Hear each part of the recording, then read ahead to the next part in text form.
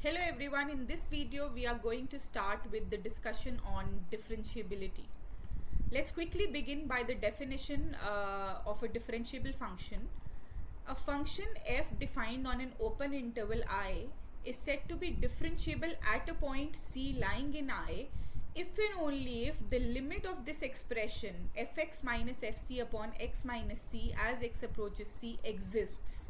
That means the left hand limit of this expression as x approaches C should be the same as right hand limit of this expression as x approaches C, and if that is existing, the limit is existing, then we say that it's equal to the derivative of f at C. So a function is said to be differentiable if this limit expression fx minus fc upon x minus c as x approaches C is existing, and that means the left hand limit and the right hand limit are finite and they are equal, and this equal value is what is called as the derivative of f at C. So as in continuity, differentiability is also a pointwise phenomena. We say differentiability on a domain if there is differentiability at every point lying in the domain. Now these two things, these two traits, continuity and differentiability, have got something to do with the physical appearance of the graph, how the graph of the function looks like. They have a direct connection with that. As we saw in continuity, in the videos that we have on continuity, we saw that continuity graphically means that there's no break in the sketch of the graph of f. If it's a continuous function, there will be no, it's not going to break at any point. You will not need to lift your pen or pencil while sketching the graph. Similarly, differentiability also has a connection with the graph of a function, which we'll be discussing in a little while. But here, the first remark that comes after introducing what differentiability is in terms of limit, the first remark is that if a function is differentiable at a point, then it is also continuous there. So let's quickly see through the definitions that we have for continuity and differentiability that differentiability implies continuity. So differentiability at a point means continuity at that point, and that is what we prove in the subsequent steps. Suppose there is a differentiable function at a point C lying in the domain, then by definition this limit of fx minus fc upon x minus c as x approaches C exists and is equal to, later on, since the limit is existing, we give it a name, and that name is f dash c. F dash c means the derivative of the function at the point C, because this expression, this limit, has some connection with the tangent's slope at that point, and that's why it's called the derivative of f at C. Now differentiability means this limit existing, and we are trying to prove that differentiability implies continuity. So that means we'll have to prove that limit of fx as x approaches C should be equal to f of C. So let's consider limit extending to C of fx minus fc. If we can manage to show that this limit is 0, then we'll have continuity, because continuity is given by the definition of continuity at a point C is that the limit of f as x approaches C should be equal to fc. So if we can show that limit x tending to C of fx minus fc is 0, then we'll be able to prove continuity through the definition ab initio. So let's consider that, and this is given to be existing because we are given differentiability. So we divide and multiply by x minus c, and since there is algebra of limits coming into action here, because this limit is individually existing and this limit is individually existing, so limit of the product is product of the limits, follows from algebra of limits. So this limit, since the derivative is existing, so you have this equal to f dash c, and this limit we can see as x approaches C, the limit of the expression x minus c is 0. So in a way you get a 0 as the answer to the limit of fx minus fc as x approaches C, but this effectively gives you that the limit of fx as x approaches C is equal to fc, which means continuity of f at C. So we have been successful in showing that differentiability at a point indeed implies continuity at a point, and which can be in the contrapositive form. It gives you a very nice conclusion that if a function is not continuous, sorry, I should write discontinuous or not continuous. So let me rub that here. Yeah. So A implies B in contrapositive form, the same statement can be written as not B implies not A. So if a function is not continuous, that would imply that it cannot be differentiable also. So if you come across a function which is discontinuous, it has to be non-differentiable, because differentiability implies continuity, and hence not continuous means not differentiable. So let's come to what it means geometrically related to the graph. Roughly speaking, continuity has got some connection with the break in the graph. If there is no break while sketching the graph, you can deduce continuity looking at the graph. So look at these two graphs. This is a parabola and this is a mod x graph. You can see that you can sketch the graph of this parabola, without lifting your pen. There's no break in the definition and there's no break in the sketch. So this function is indeed continuous at every point shown here in the domain. This is the domain I. Now look at this function now. This function can also be sketched. Mod x can also be sketched without lifting your pen or pencil. So this is also continuous. But there's a difference between these two types of continuities. This continuity is a smooth continuity. Roughly speaking, we can say that the graph is smooth everywhere. There's no bump in the graph, or there's no sharp point. So that means such functions which are continuous and can be drawn smoothly, they will fall in the category of differentiable functions. But functions which are continuous but have sharp points, they will be continuous but non-differentiable. So that is a rough, interpretation of continuity and differentiability, which you can deduce looking at the graphs of the functions. And we saw above that differentiability implies continuity. So a graph which is differentiable has to be continuous. Isn't it very logical? Because differentiability means that you can draw the graph smoothly. And if there is a break in the definition, if there is a break in the sketch, then what will happen? You will not be able to draw it smoothly. So smoothness in the sketch, smooth drawing in a way includes no break points, and hence differentiability implies continuity, which we have seen above.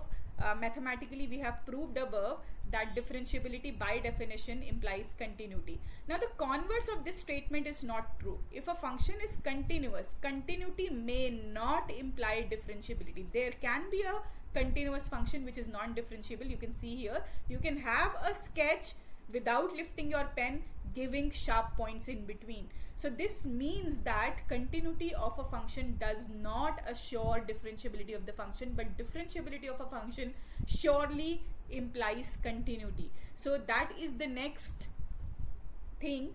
The converse of this statement is not true. Differentiability implies continuity, but the converse is not true. A continuous function may not be differentiable, and we saw in this graph there's a sharp point here. This is the graph of mod x, and mod x has a sharp point at 0. So we're going to show that this function is continuous but not differentiable. So consider fx equal to mod x.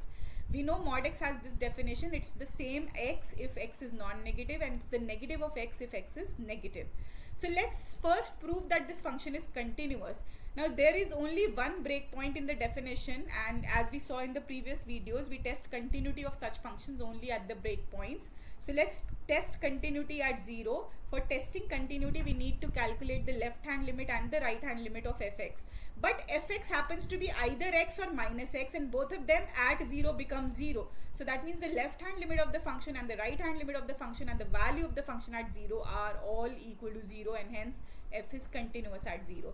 But this function we saw in the graph, it has a sharp point here at 0. So sharpness means there's non-differentiability. So let's prove that. We just cannot say that, look, there's a sharp point in the curve, there's a sharp point in the graph of mod x at 0, so mod x is not differentiable. Because every time you are testing differentiability of a function, you will not be able to sketch the graph. Mod x is a simple one, so you do know that there's sharpness at 0 in the sketch. So let's calculate the left hand derivative, which is the limit of this expression fx minus f0 upon x minus 0 as x approaches 0 from the negative side. Now we can see that x is approaching 0 from the negative side, so fx will come from this branch because x less than 0 is covered here. So the value of fx is mod of x is minus x. So we put that here, fx is minus x, f of 0 is 0 upon x minus 0. You can see that before taking the limit, this becomes minus x upon x, that's equal to minus 1. So the left hand derivative at 0 is equal to minus 1. Similarly, when you calculate the right hand derivative at 0, it boils down to plus 1. Since the left hand limit, right hand limit, these two are unequal, that means the derivative is not existing and hence the function is not differentiable at 0. So differentiability implies continuity, but continuity does not imply differentiability is demonstrated by the simple example mod x.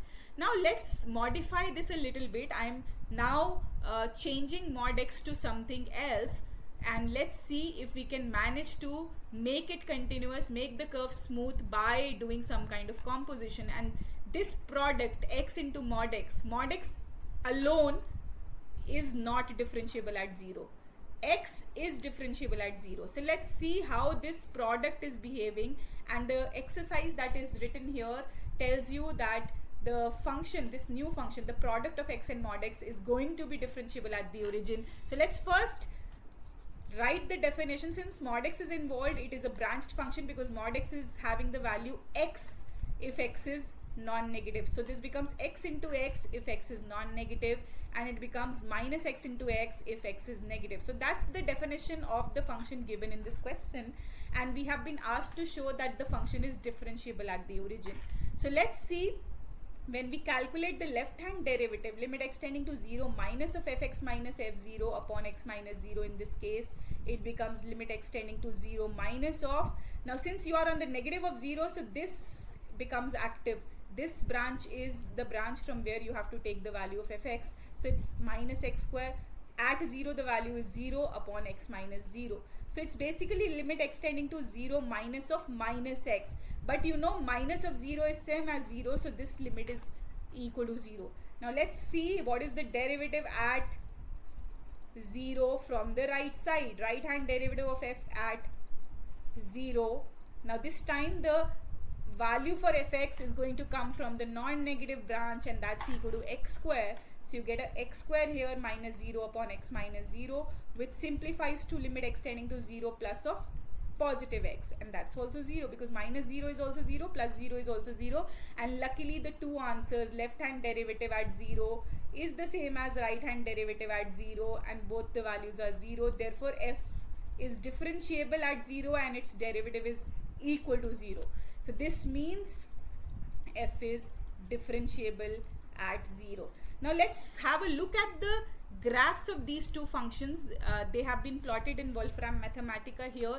You can see mod x graph is the orange graph which is showing sharpness at 0, but x mod x graph is showing you smoothness of the curve even at 0. So that's the reason of the function, the blue curve x mod x being differentiable, whereas mod x graph, the orange one graph, is non-differentiable at 0. And these graphs also tell you a story about differentiability, non-differentiability. Otherwise we have also verified them ab initio using the definition that the function is differentiable at 0 if you take the product of x and mod x, but mod x alone was not differentiable at 0. So differentiability, let's have a quick recap of what we learned here. We have learned that differentiability, that means smoothness in the graph of the function at that point, is very much connected to continuity. Differentiability implies continuity. Continuity means no break in the graph. But continuity does not mean that there will be smoothness. We can have continuous functions with non-smooth zones.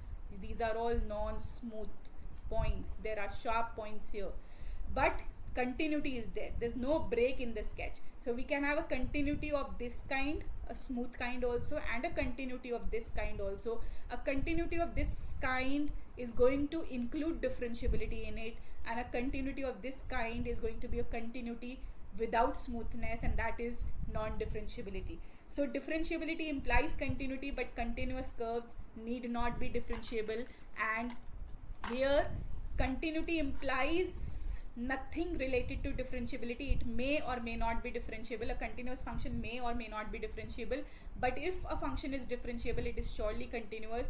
And if a function is discontinuous, I am rewriting the same logical statement A implies B, the same can be written as not B implies not A. So that means if you have a discontinuous function, that is surely non-differentiable. So if you keep these points in mind, then the idea is very simple. Continuity has got something to do with the break in the graph, and the differentiability notion has got something to do with the smoothness of the curve. So if the curve is both smooth, if it's smooth, then it has to be no break. So differentiability implies continuity.